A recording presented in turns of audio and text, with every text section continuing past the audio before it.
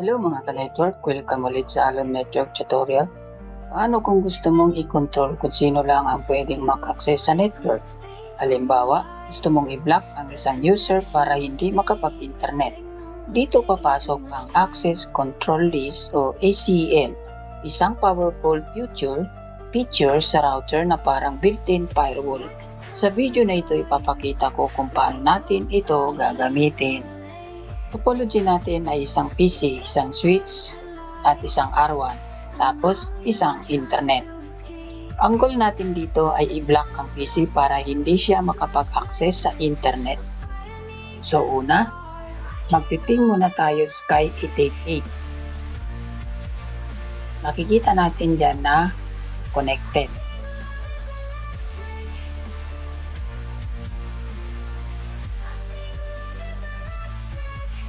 So, video natin ito.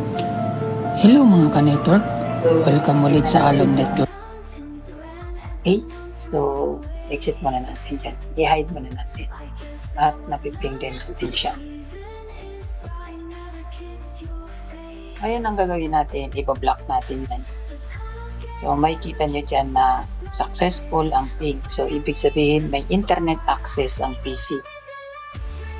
So pangalawa naman, ang gagawin natin ay pasukan natin ng deny.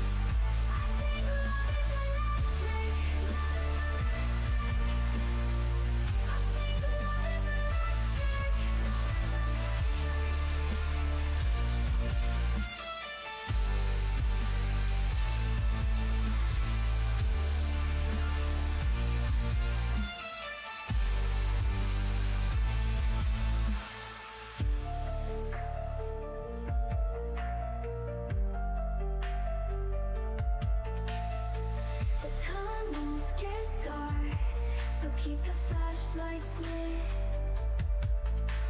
A fire needs a spark. I think love is electric.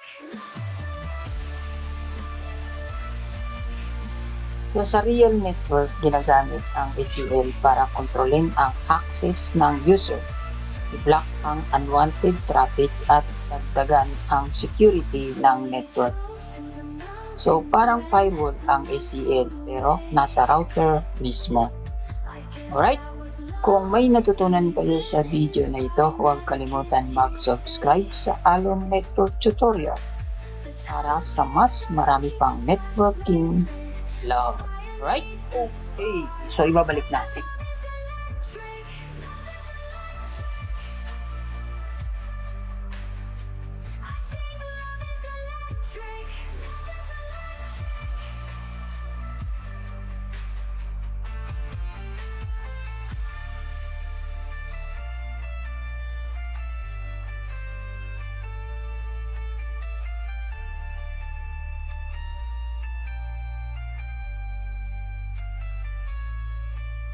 The tunnels get dark, so keep the flashlights lit.